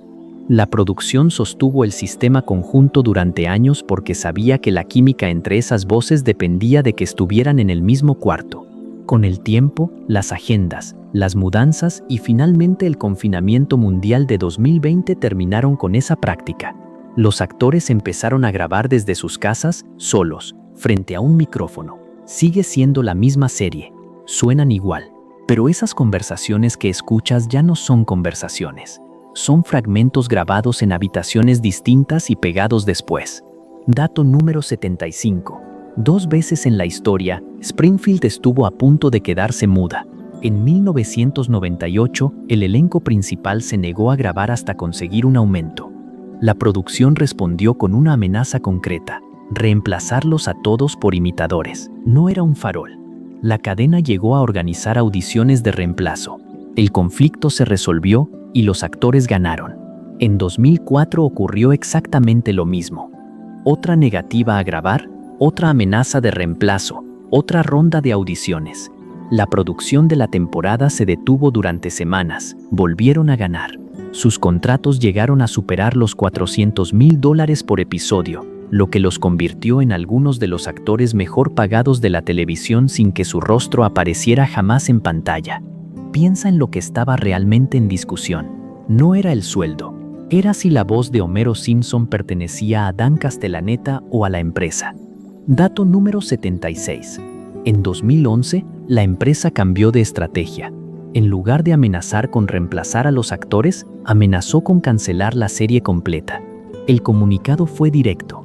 Si el elenco no aceptaba una reducción salarial, Los Simpson terminaría. La reducción exigida era del 45%. Hubo semanas de tensión pública. Los actores plantearon una contraoferta: aceptar el recorte a cambio de un pequeño porcentaje de las ganancias futuras de la franquicia, que en ese momento ya generaba miles de millones. La empresa rechazó esa idea de inmediato y sin discusión. El acuerdo final fue una reducción cercana al 30%, sin participación en ganancias. Los actores aceptaron, y eso dice algo bastante claro sobre la maquinaria. En 38 años, las voces de esta serie nunca han sido dueñas de una fracción de lo que construyeron. Solo son empleados muy bien pagados de una fábrica que puede apagarse por decisión de otra persona. Dato número 77. En mayo de 2015, Harry Shearer anunció públicamente que se iba. Lo hizo en un mensaje breve en redes sociales, sin previo aviso, en medio de una negociación contractual. Para entender el tamaño de esa amenaza, hay que ver la lista de lo que Shearer interpreta. El señor Burns Smithers, Ned Flanders, el director Skinner, Lenny, el reverendo Alegría, Kent Brockman, el doctor Hibbert, Rainier Wolfcastle, y más de 20 personajes adicionales. Su salida no habría dejado un hueco. Habría vaciado media ciudad de un solo golpe. La producción tuvo que considerar seriamente, durante días, qué hacer con un pueblo donde una sola persona era responsable de casi todos los adultos que lo habitaban. El conflicto se resolvió en pocas semanas y Shearer se quedó. Pero durante ese verano, Springfield estuvo más cerca de desaparecer de lo que ha estado nunca por cualquier motivo argumental. Dato número 78. Los guiones se escriben en Los Ángeles. Las voces se graban en Los Ángeles. El diseño y la dirección se hacen en Los Ángeles. El dibujo, no.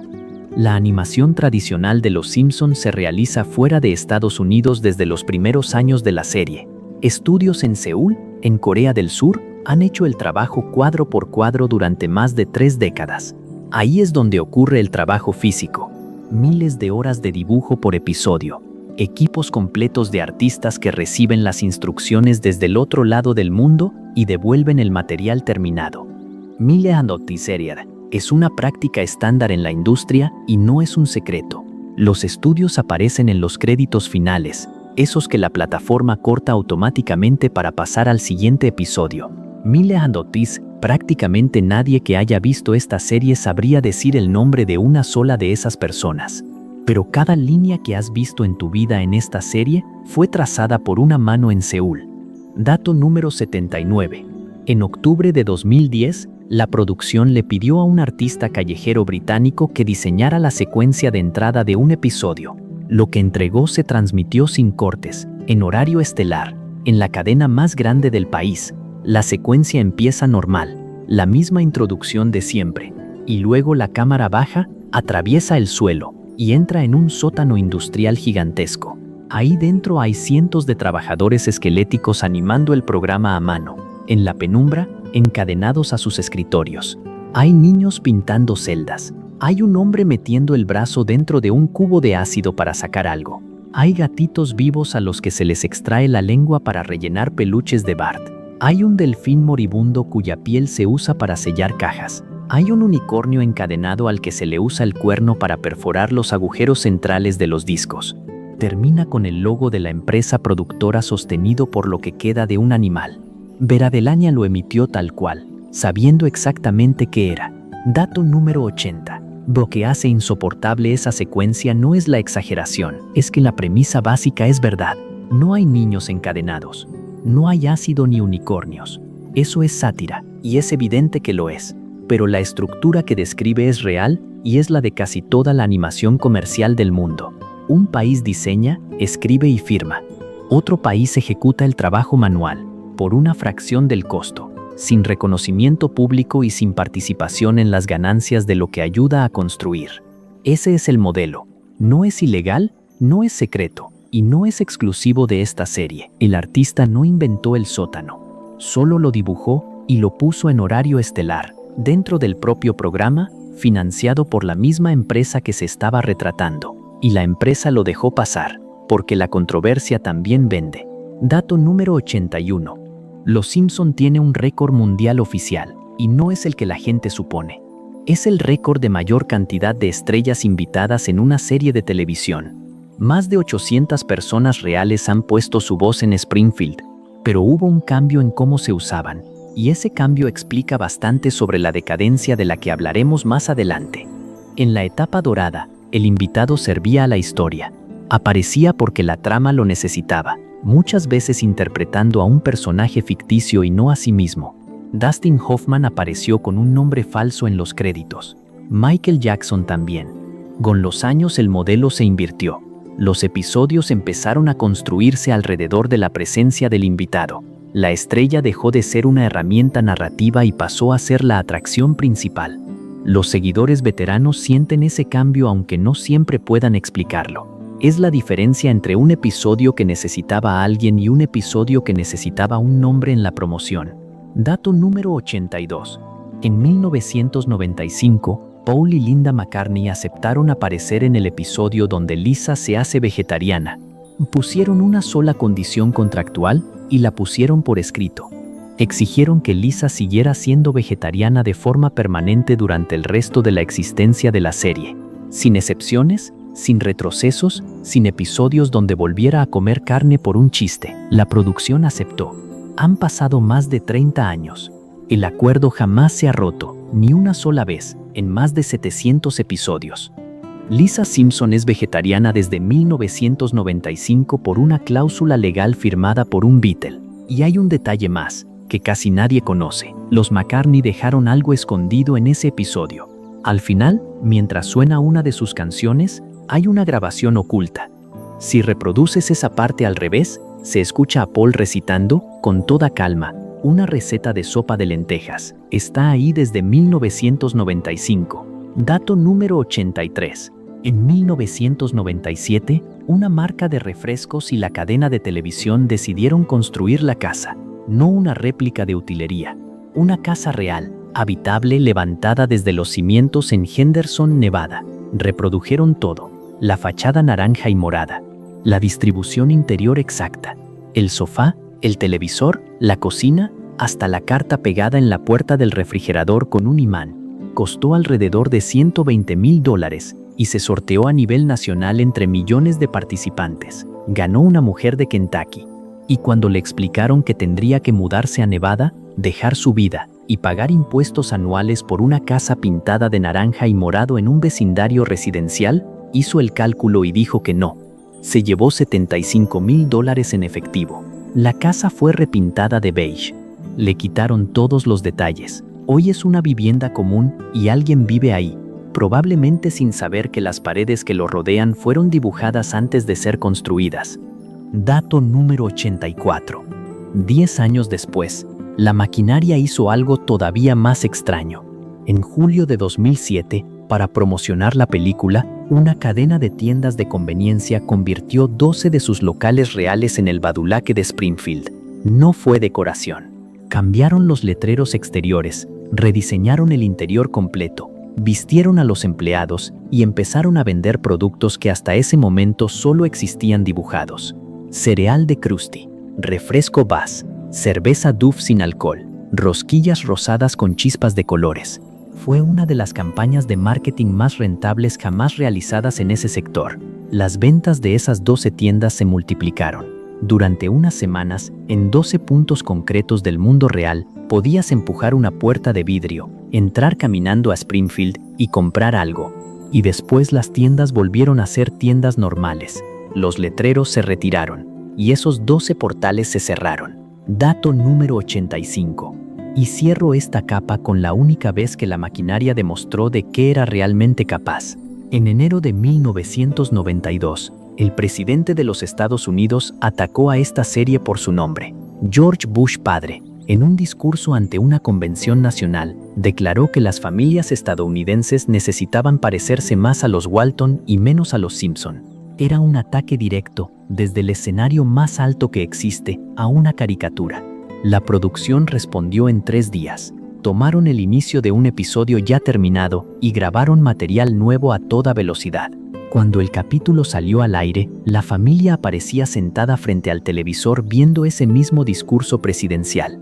Y Bart contestaba directamente a la pantalla, diciendo que ellos también eran igual que los Walton, porque también estaban rezando para que se acabara la depresión. Recuerda lo que dijimos al principio de esta capa. Un episodio de esta serie tarda entre 6 y 9 meses en fabricarse. Le respondieron al presidente en 72 horas. Hasta aquí la maquinaria. Ya sabes quién escribe esto, quién le pone la voz, quién lo dibuja, cuánto cuesta y quién decide si sigue existiendo. En la última capa vamos al fondo, a las teorías que la serie nunca ha desmentido, al momento exacto en que los seguidores dicen que murió, a lo que los guionistas ya decidieron para el episodio final. Y al dato número 100, que lleva 38 años frente a tus ojos, en cada pantalla del planeta, esperando a que alguien se detuviera lo suficiente para verlo. Llegamos al fondo. Aquí abajo ya no hay datos de producción ni curiosidades de diseño. Aquí están las cosas que la serie nunca ha explicado, las que se contradice a sí misma, las que sus propios creadores esquivan cuando se lo preguntan. Aquí está la teoría de que nada de esto está pasando. La teoría de que Springfield no es una ciudad. El momento exacto en que, según millones de personas, este programa murió sin dejar de emitirse. Y la decisión que los guionistas ya tomaron sobre cómo va a terminar todo, aunque falten años para que ocurra.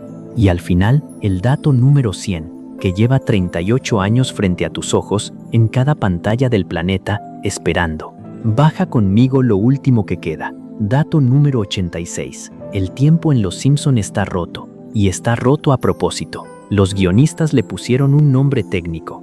Lo llaman línea temporal flotante. Bart tiene 10 años desde 1989. Lisa tiene 8. Maggie tiene 1. Nunca han cumplido años de verdad. Para que eso funcione durante casi 4 décadas, hay una consecuencia inevitable. El pasado tiene que desplazarse hacia adelante constantemente. En los primeros años, Homero y Marge se conocieron en la secundaria durante los años 70. Había música de esa época. Había referencias a la guerra de Vietnam. Homero tenía patillas y pantalones acampanados. En 2008, la serie emitió un episodio que reescribió por completo esa historia y los ubicó en los años 90. El pasado de la familia fue borrado y sustituido por otro, lo que significa que existen 2 versiones oficiales, incompatibles entre sí, de cómo se conocieron los padres de Bart Simpson, y las 2 siguen siendo canon. Dato número 87. Piensa por un momento en lo que eso implica para la gente que vive ahí. Bart Simpson lleva 38 años teniendo 10. Ha cursado el 4º grado más de 700 veces. Ha tenido la misma maestra, el mismo pupitre, el mismo mejor amigo, durante casi 4 décadas. Ha vivido más navidades que cualquier persona real, más cumpleaños, más veranos, y no recuerda ninguno. Cada episodio empieza con la casa intacta, la familia unida y todo en su lugar, sin importar lo que ocurrió la semana anterior. Homero ha tenido más de 190 empleos distintos, ha sido astronauta, ha ganado un premio Grammy, ha sido dueño de un país. Y el lunes siguiente está otra vez en el mismo cubículo, mirando la misma placa de bronce. Springfield es un lugar donde un hombre puede vivir 200 vidas y no acumular una sola. Dato número 88. El 6 de mayo de 1993, un episodio abre con Homero abriendo una lata de refresco que le explota en la cara. El golpe lo deja inconsciente, en coma. Durante ese coma, sueña, y lo que sueña son escenas de su propia vida anterior.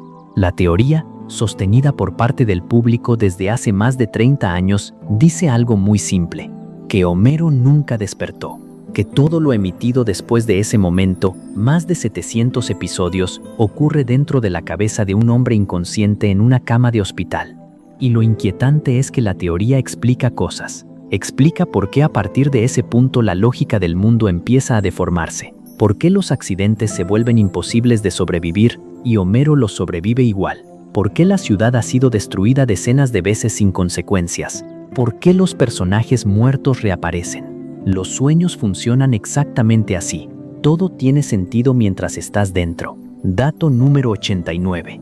Existe una segunda lectura, más antigua y considerablemente más incómoda. Sostiene que Springfield no es una ciudad, es un lugar de castigo. Los argumentos son sencillos y difíciles de refutar. Nadie envejece, nadie puede irse de forma permanente. Los que se van siempre regresan, y la serie nunca explica cómo. Los muertos vuelven a aparecer en el fondo de escenas posteriores.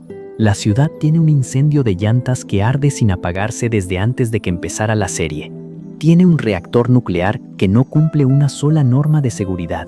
Tiene un cañón por donde se arroja basura tóxica. Y cada personaje repite exactamente el mismo error, una y otra vez, durante décadas, sin aprender absolutamente nada. Un lugar del que no puedes salir, donde el tiempo no avanza, donde nadie mejora y el sufrimiento se reinicia cada semana.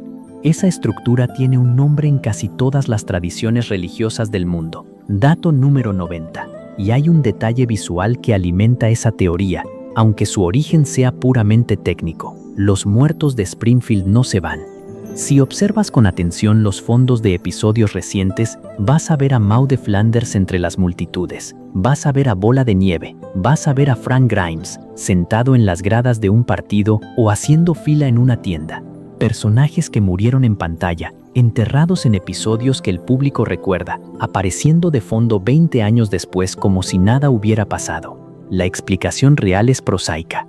Los animadores necesitan llenar el fondo de las escenas y utilizan modelos de personajes que ya existen en el sistema. Nadie revisa si esa persona sigue viva, pero el efecto acumulado es difícil de ignorar. En Springfield, la muerte funciona únicamente como una ausencia de primer plano. Al fondo, todos siguen ahí. Dato número 91. Ahora hablemos de la muerte que sí ocurrió y que nadie declaró oficialmente. Existe un término que los seguidores más antiguos usan para referirse a la serie moderna, y no es cariñoso. Le dicen Simpson Zombie. La idea es que este programa murió en algún punto de finales de los años 90, y que lo que sigue caminando por la pantalla desde entonces es un cuerpo que conserva la forma exterior pero no el interior. El término nació en foros de internet y llegó a producir ensayos extensos que comparan episodios cuadro por cuadro, midiendo cantidad de chistes, densidad de diálogo y estructura narrativa. La conclusión de casi todos esos análisis es la misma, y no es la que uno esperaría. No es que los chistes empeoraran, es que los personajes dejaron de tener consecuencias. Dato número 92. Si le preguntas a esos seguidores en qué fecha exacta murió Los Simpson, muchos te van a dar el mismo día, 28 de septiembre de 1997. Ese domingo se emitió el episodio donde se revela que el director Skinner no es el director Skinner. Es un delincuente juvenil llamado Armin Tamsarian que asumió la identidad de su sargento en Vietnam cuando lo creyó muerto y que llegó a Springfield a dar la noticia a la familia. Lo confundieron con él y él se dejó confundir. Vivió 20 años siendo otro. El verdadero Seymour Skinner regresa vivo y la ciudad, incómoda con la verdad, decide expulsar al hombre real y quedarse con el impostor. El episodio termina con un juez firmando una orden legal que prohíbe volver a mencionar el asunto bajo pena de tortura. 9 años de historia de un personaje fueron destruidos en 20 minutos, y el propio episodio se declaró a sí mismo prohibido de mencionar. Sigue siendo canon. Dato número 93. Otros señalan un momento posterior y todavía más específico. En marzo del año 2000, Homero y Bart adoptan un caballo de carreras. Para pagarlo, Homero acepta trabajar como jinete profesional. Y en ese episodio se revela que todos los jinetes profesionales del mundo son en realidad duendes mágicos, que viven en una casa club secreta bajo tierra y que amenazan de muerte a cualquiera que descubra su existencia. No es un sueño, no es una fantasía de un personaje, no es un especial de Halloween. Ocurre dentro de la realidad establecida del programa y nunca se desmiente. Ese episodio suele citarse como el punto exacto en que Springfield dejó de ser un lugar reconocible. Cuando le preguntaron a un guionista por qué lo hicieron, la respuesta fue tan honesta que resulta triste. Dijo que llevaban 11 años al aire y que ya habían contado todas las historias normales que existían. Dato número 94. Lo verdaderamente perturbador es que la serie predijo su propia decadencia, 2 veces, y con precisión. La primera fue en 1997, con un episodio construido como una presentación falsa de programas derivados. Springfield se convertía en un desfile de ideas terribles, una comedia de situación con risas grabadas, un detective con lentes de sol, un especial musical de variedades. Era una burla feroz sobre lo que le pasa a las series cuando se les acaban las ideas. La segunda fue en el año 2000, y es más escalofriante. Un documental falso sobre sí misma, narrado como si los Simpson fueran actores reales. En ese episodio se cuenta que la familia se hizo famosa, se corrompió, se volvió adicta al dinero, empezó a odiarse, sufrió un descenso brutal de calidad y terminó separada y amargada. Se emitió cuando la serie llevaba 11 temporadas. Hoy lleva más de 36. Se advirtió a sí misma 2 veces, no se escuchó ninguna. Dato número 95. Ned Flanders le dio su nombre a un fenómeno que hoy se usa para analizar cualquier serie del mundo. Se llama flanderización. Describe el proceso por el cual un personaje complejo se reduce, temporada tras temporada, a su rasgo más llamativo, hasta que ya no queda nada más debajo. El Ned Flanders original era un vecino amable, seguro de sí mismo, en buena forma física, con un matrimonio feliz, mejor padre que Homero, y con una vida objetivamente más plena. Y esa era exactamente la razón por la que Homero lo odiaba. No lo odiaba por religioso. Lo odiaba porque era todo lo que él no había logrado ser. El Ned Flanders actual es un fanático religioso que habla raro. El término existe porque los seguidores necesitaron inventar una palabra para nombrar lo que le estaban haciendo a un personaje que amaban. Dato número 96. Homero sufrió el mismo proceso y el resultado es más oscuro. El Homero de las primeras temporadas era un hombre limitado, egoísta y torpe, pero fundamentalmente decente. Sobre todo, era un padre que quería a sus hijos aunque no supiera cómo demostrarlo. Ese es el hombre que cubrió una placa de bronce con fotografías de su hija. A partir de cierto punto, los guiones empezaron a escribirlo como alguien cruel, un Homero que le grita a Marge, que ignora a Lisa deliberadamente, que abandona a su familia por impulsos absurdos, que estrangula a su hijo como remate cómico. Los seguidores le pusieron nombre a esa versión. Le dicen Homero imbécil, y la diferencia entre los dos es tan marcada que un espectador entrenado puede identificar de qué década es un episodio con solo escuchar cómo Homero le habla a su esposa. Dato número 97. En diciembre de 2011, la serie se atrevió a mirar el futuro de su propia familia sin protegerla. El episodio muestra a Bart a los 40 años. Está divorciado. Está arruinado. Vive en la mitad de un edificio dividido por la mitad, literalmente, porque no puede pagar el resto. Comparte la custodia de 2 hijos que no lo respetan y que preferirían estar en otro lado. Lisa está casada con Milhouse. Tiene una hija adolescente con la que no logra comunicarse y se da cuenta de que se ha convertido exactamente en la clase de madre que ella juró no ser. Maggie es una estrella mundial de la música, embarazada y por una razón que la serie nunca explica del todo, sigue sin poder hablar. Es la visión del futuro más triste que este programa ha ofrecido jamás. Y a diferencia de las otras, esta no fue diseñada como chiste. Dato número 98. El final ya está decidido. Al Jean, el productor ejecutivo que ha dirigido la serie durante más de 20 años, lo ha declarado públicamente en varias ocasiones. No está escrito, pero la idea está tomada, y es una sola. En el último episodio de Los Simpson, la familia se estaría preparando para asistir al festival navideño de la escuela primaria. El mismo festival del primer episodio, emitido el 17 de diciembre de 1989. La serie terminaría exactamente en el punto donde empezó. Y ahora piensa en lo que eso significa de verdad. Si el último episodio conecta con el primero, entonces todo lo que hemos recorrido esta noche, las muertes, las profecías, los duendes jinetes, el crayón en el cerebro, el hombre que murió agarrando un cable, la placa cubierta de fotografías, todo eso ocurrió entre el momento en que esa familia salió de su casa hacia el festival y el momento en que llegó. Un bucle cerrado. Springfield no sería un purgatorio ni un coma. Sería un trayecto en auto que nunca termina de completarse. Dato número 99. Matt Groening tiene una respuesta distinta, y es más simple. Ha dicho en varias entrevistas que no quiere un episodio conclusivo, que no cree en los finales para este tipo de historia, que un cierre solemne traicionaría todo lo que la serie ha sido. Su preferencia, dice, sería que Los Simpson simplemente dejara de emitirse un día cualquiera, sin aviso, en medio de una temporada normal, después de un episodio corriente sobre nada en particular, sin ceremonia, sin despedida, sin última frase, que la pantalla se apague y que Springfield siga existiendo detrás de ella, exactamente igual que siempre, con o sin nosotros mirando. Y la serie ya nos mostró cómo se ve eso. En el episodio donde Homero destruye el universo con una máquina del tiempo, llega a una realidad donde su familia es feliz, próspera y armónica.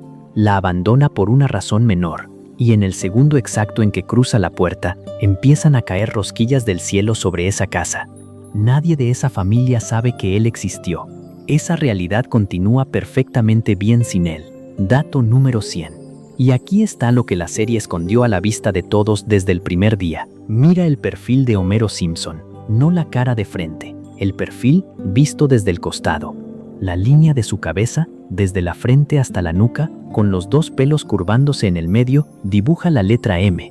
Su oreja, con esa forma particular que ningún otro personaje de la serie tiene, dibuja la letra G, M y G. Matt Groening, el creador, firmó su obra dentro del rostro de su personaje principal, con las iniciales de su propio nombre, en 1987.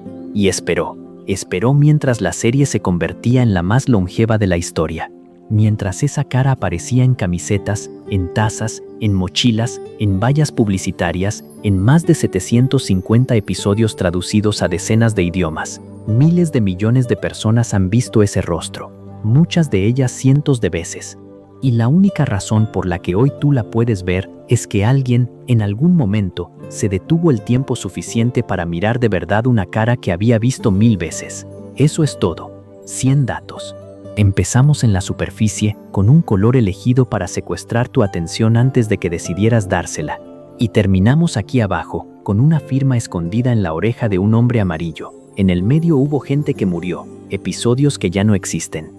Profecías que se cumplieron y otras que nunca fueron reales. Una fábrica que lleva 38 años sin apagar las máquinas. Y una placa de bronce, atornillada a la pared de un cubículo, que dice que estás aquí para siempre. Recuerda lo que ese hombre hizo con ella. No la arrancó. No la ignoró. Trajo fotografías de su hija y las fue pegando encima, una por una, calculando dónde poner cada una para tapar exactamente las letras correctas. Y cuando terminó, la placa decía otra cosa. Eso es lo único que este programa ha estado diciendo durante 38 años, escondido debajo de las rosquillas y los gritos y los millones de dólares. Que casi nunca puedes elegir la pared, que casi nunca puedes elegir la frase. Pero que a veces, si tienes suficientes fotografías y suficiente paciencia, puedes cambiar lo que dice. Si llegaste despierto hasta aquí, gracias por haberme acompañado todo el camino hasta el fondo. Y si te quedaste dormido en algún punto, que es exactamente lo que esperábamos, entonces la voz siguió bajando sin ti, y este final estuvo esperando, con paciencia, a que volvieras. Springfield seguirá ahí mañana, no envejece, no cambia, no termina, descansa.